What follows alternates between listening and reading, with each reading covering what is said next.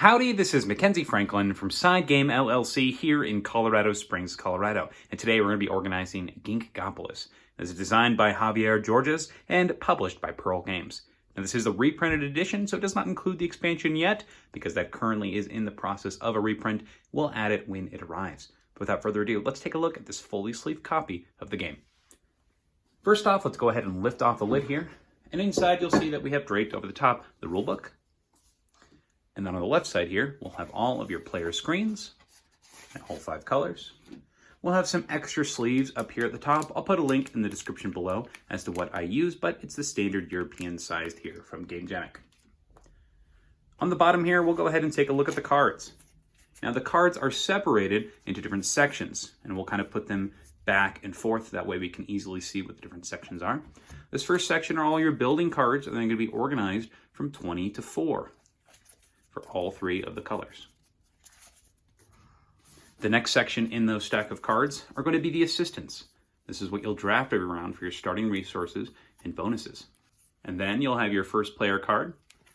And lastly, you'll have your starting deck of cards. These are going to have all your colors 1, 2, 3 from blue, red, and yellow, as well as all of your urbanization cards. So these all fit in here, and you'll shuffle them up, and based on the player count, you'll maybe discard some of them. And those are the different sections for the cards. On the left side here, you're going to have all of your resources in bags. Now, the reason I have them in bags is because, based on the player count, you're only going to get a certain number of them. So it's good to dump them out and then leave the rest in the bag.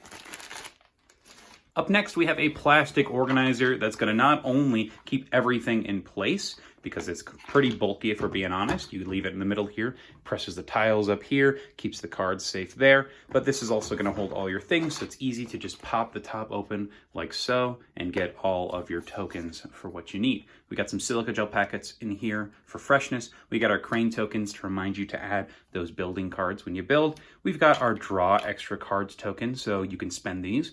You have 2 per player, so you grab the 2 based on the color you're using, discard them, and that's going to let you get your new hand of cards. And then you have all of your urbanization tokens here, ordered from A all the way to L, I believe. And so you simply just grab them and drop them. So they're alphabetical already, so you don't got to worry about organizing those. And then we have all our ginkgo leaves here, all our progress tokens for points.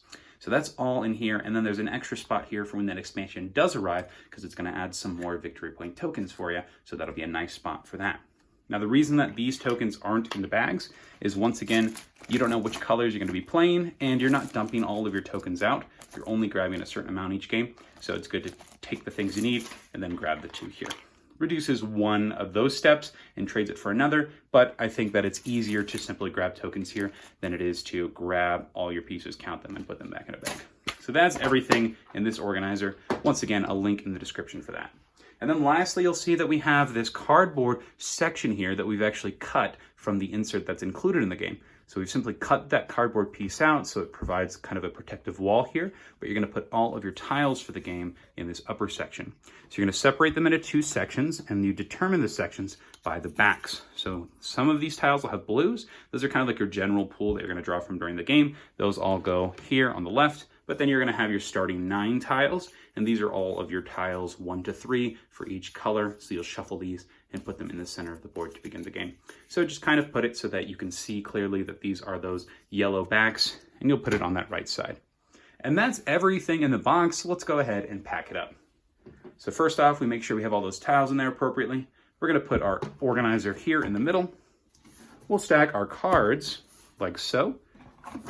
And that way they fit nicely here, nice up against that organizer. We'll take all of our resources and put them like so. Our extra sleeves, just in case. All of our player shields. Our rule book.